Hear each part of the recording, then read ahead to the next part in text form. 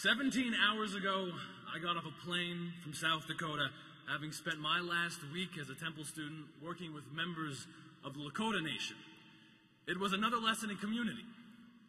Temple University's graduating class of 2008.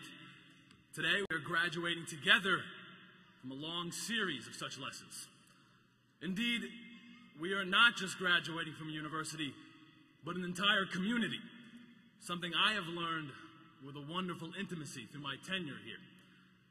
As I have learned about community, I have learned of the true expansiveness of Temple.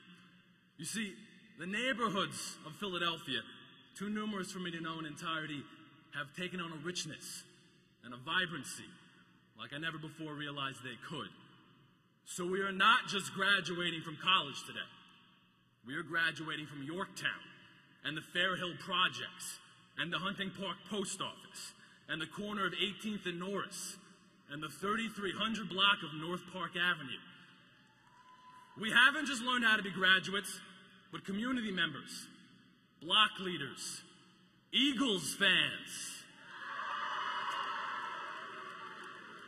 Yes, we are. We are Philadelphians.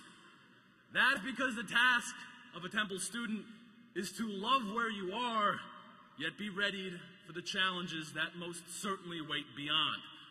There is no better demonstration of that than the Temple tees that certainly surround us even today.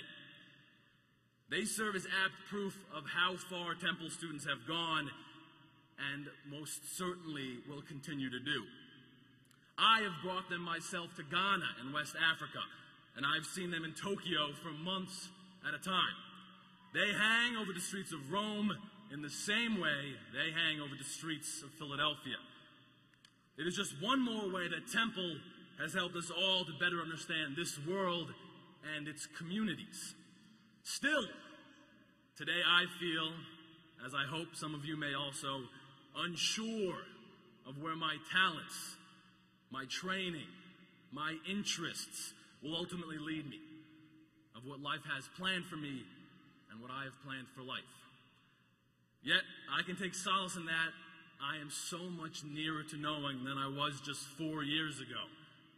Our place in history will not be determined by our uncertainty on this day, because we can all write our own stories of success, of adventure, of happiness, in which we play the leading role, the main character, the hero, ourselves. But if our stories are to be true, if they are to be honest, they also will involve a community. The backdrop of our education at Temple has always been Philadelphia. Perhaps for worse, but more surely for better. Now, I spent the past 4 years of my Temple career in room 243 of the Student Center, toiling late at night and early-ish in the morning, writing for the Temple News, the 86-year-old newspaper that serves this broad university community. But I wasn't just writing about the construction of the new Fox School or the growing and resurgent success of our men's basketball team, as exciting as that may be. I was writing about the orphanage on Willington Street, St. Malachy's at 11th and Master, about the Village of Arts and Humanities and the Philadelphia Doll Museum. Temple students are served best when these places serve us as classrooms, and they often do.